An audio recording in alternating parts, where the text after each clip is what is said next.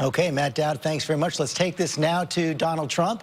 And Mr. Trump, thank you for joining us this morning. Congratulations on your victory last night. You think you have this nomination in hand?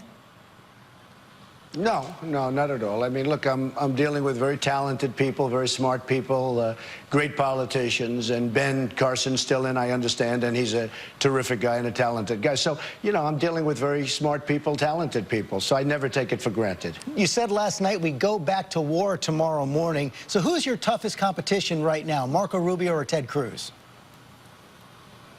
I think they're both tough. I think they're all tough. I mean, everybody in this is tough. They're all very accomplished people. But I would say this. I was hit very, very hard yesterday by Ted because he did 2 robocalls, one on the Confederate flag, which was, you know, very tough and unfair, and one on, I guess, gay marriage. And one came on at 9 o'clock in the morning in Election Day. This is something I didn't anticipate. And one came on about 12 o'clock.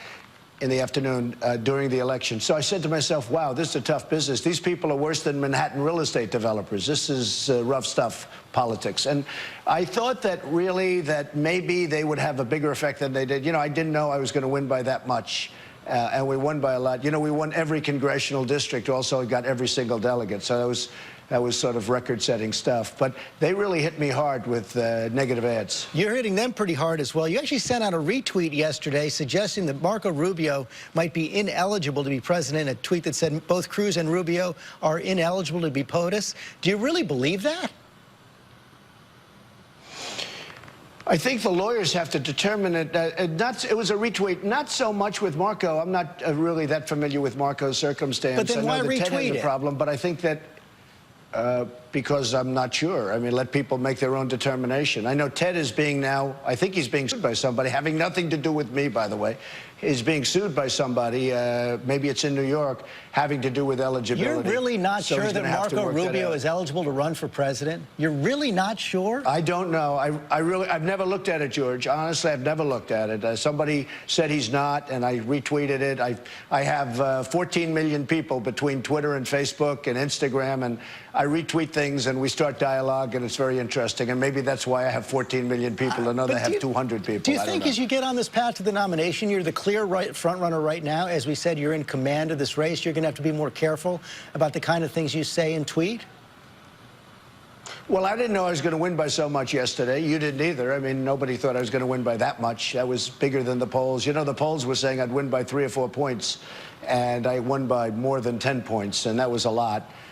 They were saying that I'd get some of the congressional districts, but certainly not all of them, and I got all of them. So I had no idea I was going to win by that much. Certainly after the robocalls, I never figured I was going to win by that much.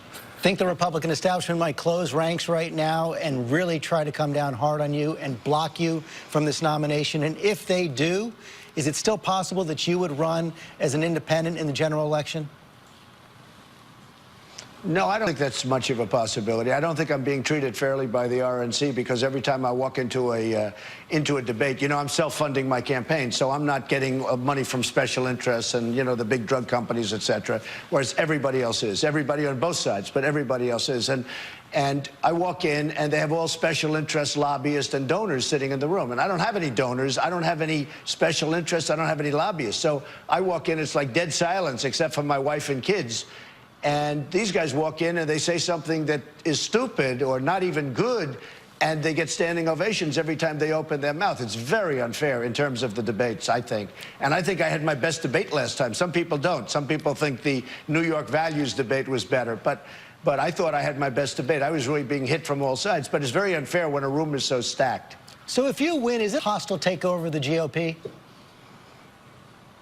No, not at all. You know, I was a member of the establishment of the GOP. I say proudly. I gave $350,000 to the Republican Governors Association, you know, before the June 15th, before I ran, before June 16th. And I gave tremendous amounts of money to people in the Republican Party. I gave to everybody, and I was very establishment. And then once I ran, they said, well, wait a minute, what's going on? That's not supposed to happen, because he doesn't need our money. And, you know, they like to control the people. They like to control the senators and the congressmen, and so that when they go for military awards and when they go for pharmaceutical awards, they make sure they get it. And I'm going to do what's right for the country. You know, as a self-funder, I'm the only one. And as a self-funder, I'm going to do what's right. So, you know, that in that way, it's certainly different. But ultimately, that's going to be good for the party because we're going to win the election. You know, two polls came out recently where I beat Hillary Clinton and I beat Bernie Sanders. I don't think Bernie Sanders is going to be the problem.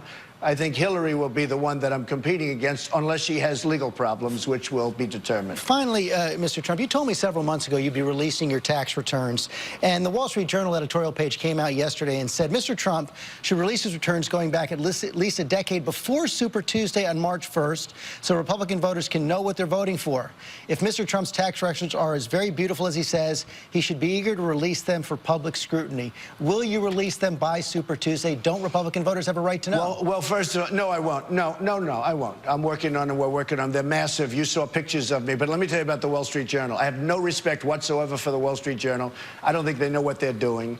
They have taken me on so much. It's so ridiculous. Every day, editorials, bad editorials. And they had a poll come out, which was so wrong. I said they should fire their pollster and they should fire their editorial staff because I think these are people that don't know what they're doing. I don't even want to read it very much anymore. They're so wrong. But if you look at their polls that they came out with 1 day and 2 days, 2 polls before the election, they turned out to be so wrong that they should, honestly, they should fire their pollster. So I don't care what the Wall Street Journal says. What they say doesn't. In fact, if anything, I would do the opposite because that'll turn out to be more correct. So no release before you're a nominee?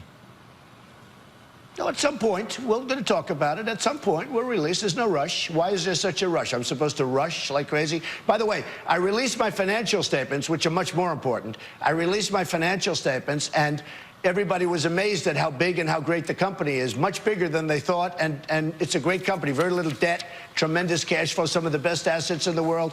And I say that only because that's the kind of thinking the United States needs now, because our country is in financial trouble and military trouble. We're in every kind of trouble you can have. Our country's a mess. We're going to strengthen the border. We're going to do all of the things that you and I have been talking about for a long time now, George, and it's going to be great. Mr. Trump, thanks for joining us this morning. Thank you very much. And we are joined